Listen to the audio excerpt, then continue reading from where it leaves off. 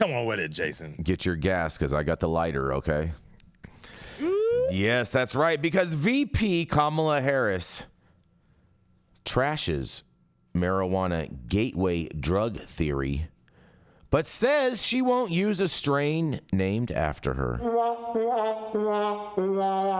Why someone would want to smoke a strain named after Kamala Harris is beyond me, but nonetheless. Vice President Kamala Harris is shocked to learn that there's a strain of marijuana named after her, but she's not planning to try it anytime soon. However, that's not because she believes it's a gateway drug, a long-held theory that she pushed back against in a new interview. During appearance on Jimmy Kimmel Live on Tuesday, Harris also seemed to overstate how the administration's move to reschedule cannabis would impact criminal justice and the resulting availability of resources for other priorities. In a quote, she says, "I think we both agree that people shouldn't have faith or shouldn't have to go to jail for smoking weed," the vice president said, earning applause, "and we've pardoned a number of people," she says. She also says, I think it's interesting also because remember, there was a time when people would say, well, marijuana is a gateway drug, and these were failed policies, she said. The resources should be better directed and will be better directed to deal with opioid addiction and what we need to do around fentanyl, getting more resources into mental health and mental health care, she says.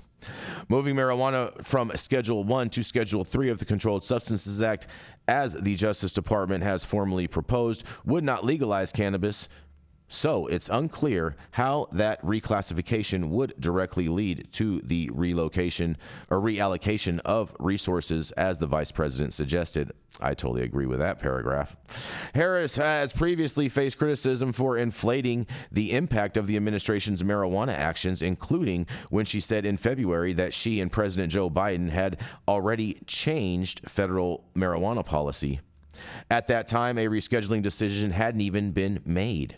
She's not the only administration official to exaggerate the impact of rescheduling since the decision was handed down.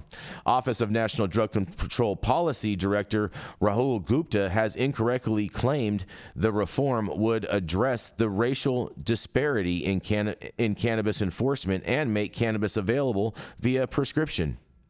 Biden, for his part, recently corrected the record by acknowledging that his marijuana pardons did not expunge records, as he mistakenly said in the past. And on a lighter note, Harris seemed pleasantly surprised to learn during the Kimmel interview that there's a cannabis variety called Kamala Kush. She says, "Really? Seriously? I did not know that," she said, laughing.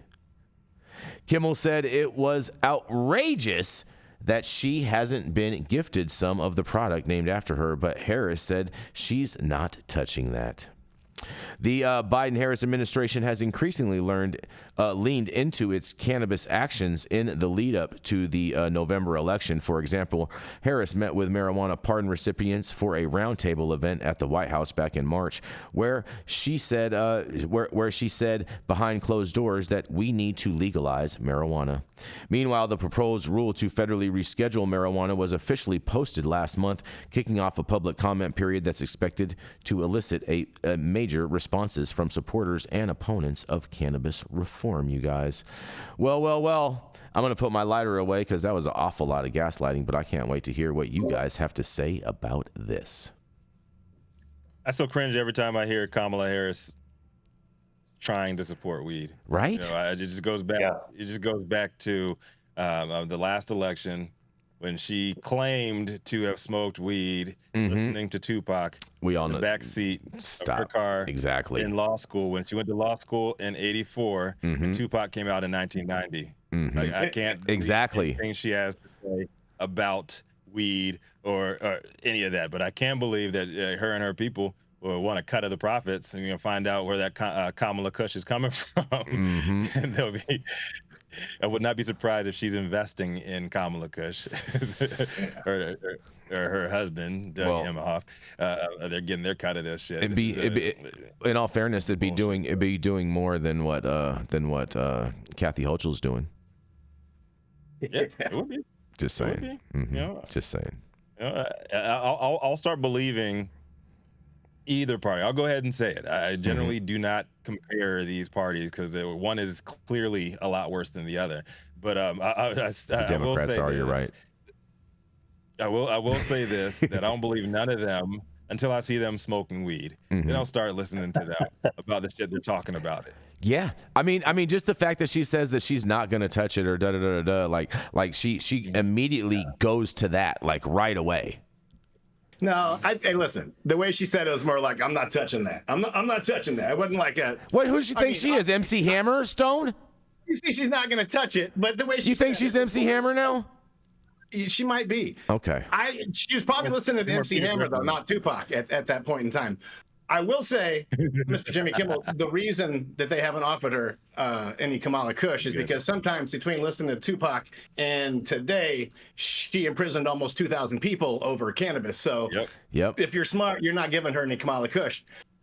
What are you going to say? I mean, it sucks who she was and where we are, but this is where we are, and they are stepping in the right direction, right, Dale? Off the cliff. Yeah, I feel like... Well, yeah, we had to deal with Kamala here in California. Yep. And we've been disappointed so many times over the last couple of administrations. We're going to do all this stuff for you, support us, and then in the end, we're bloviating, blowing smoke up your ass, and you don't really get anything. And they're still trying to make a mountain out of a molehill for what they actually did for the cannabis industry here, and it's nothing. The cannabis industry, where they're trying to be legal, is generally circling the drain right now on so many fronts. Banking, 280E, other situations we cannot control.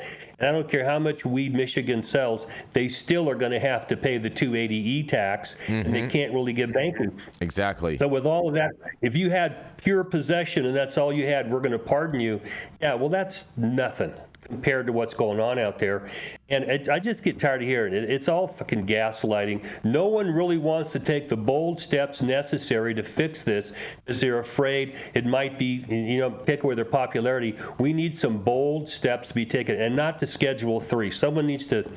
I mean, Biden just did a bold step on the border. Why don't you just say, I'm going to take marijuana out of the Controlled Substance Act by executive action, make you go to court and fucking stop me? You know what they should have called? You're right, Dale. You know what they should have called this, Rico? What's that? They should have got like some Zaza purple weed, and then they could have called it Kamala Cacaline.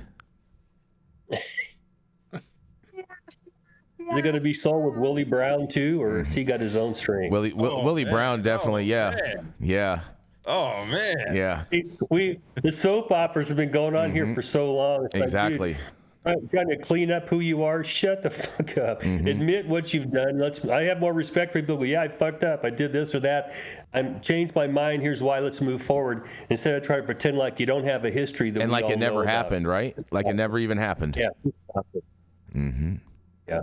Oh man, this is as you said, Jason. This is gaslighting at the highest level. Yeah, bro. I feel like I feel like this story should be sponsored by the Boring Company.